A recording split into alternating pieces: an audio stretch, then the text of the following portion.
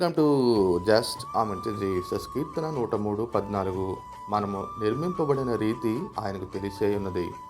మనము మంటి వారమని ఆయన జ్ఞాపకం చేసుకొనుచున్నాడు.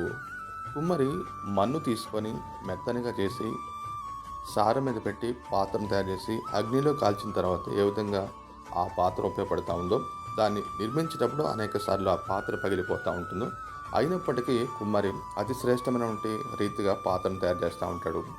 అదేవిధంగా పరమ కుమ్మరి కూడా ఈ భూమి మీద ప్రతి మానవుని దేవుని యొక్క దివ్యమైనటువంటి సంకల్పంలో, అనాది ప్రణాళికలో ఈ భూమి మీద రప్పించడం జరిగింది.